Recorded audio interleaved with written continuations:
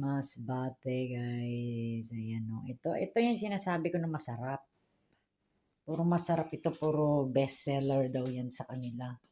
Masarap kasi ang daing ng masbate. Masarap din naman ng ibang daing ng Sambuanga. Kaya lang minsan meron yung maalat. Ito yung sa kanila. Tamang-tamang timpla. Tamang-tamang bilad. At walang lansa.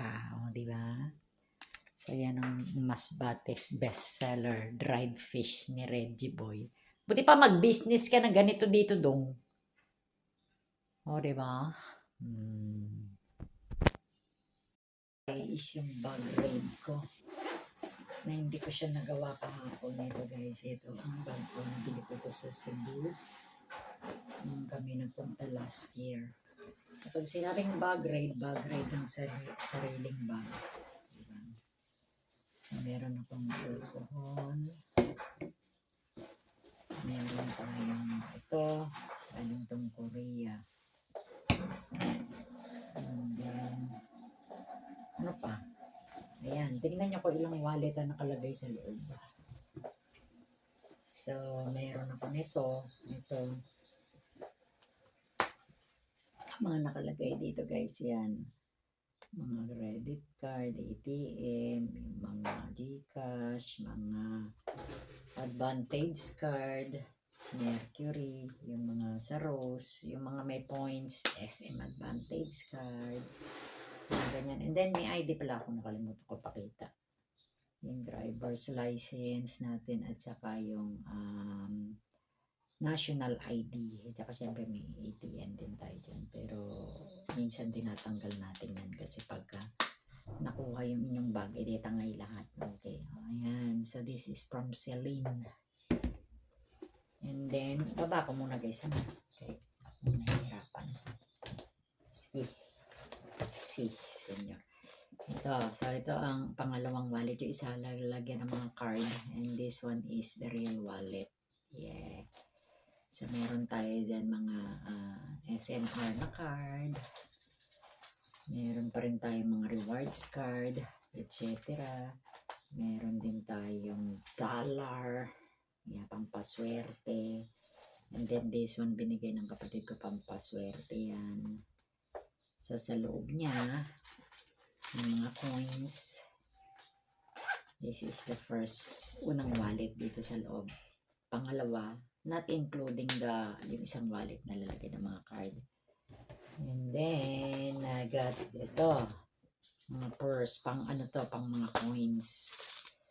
Ito ay galing pa ng UK guys. Ang tagal na 15 years ago. So, this is one of my favorite wallet.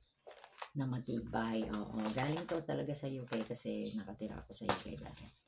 So, ang pangalan niya is Glamour.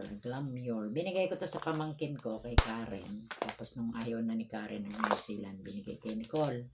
Tapos, nung kay Nicole napunta sa mama. Tapos, muntik nang ibigay ng mama sa sa mga helper namin dati. Buti na lang nabawi ko. Nakita ko medyo may gasgas siya konti. Kung bakit siya nagkaroon ng gasgas konti. Yan. And then, the last one is this one. Ito, medyo mamahaling wallet ito. Straightforward. So, may mga lagayan siya dyan. Siyempre, may cash tayo dyan. May card tayo. May mga advantage card. May mga pampaswerte effect. Mga ganyan.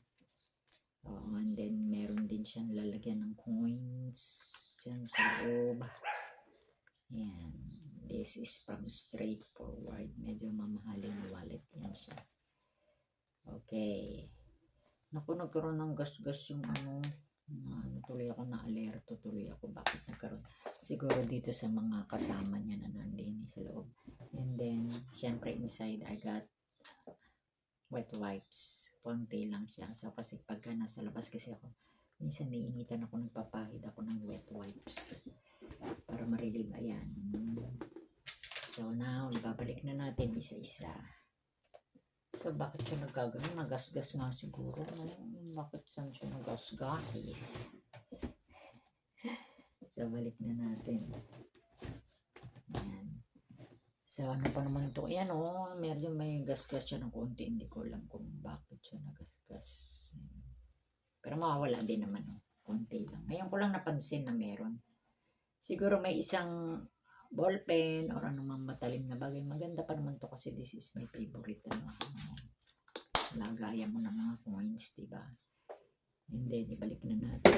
Then, syempre ito. Alcohol at saka ano. So, yan ang aking laman ng bag raid. Marami akong bag. So, pagka lumalabas ako, pinapalitan natin. Kunyari, 1 week ko na siyang gamit, diba?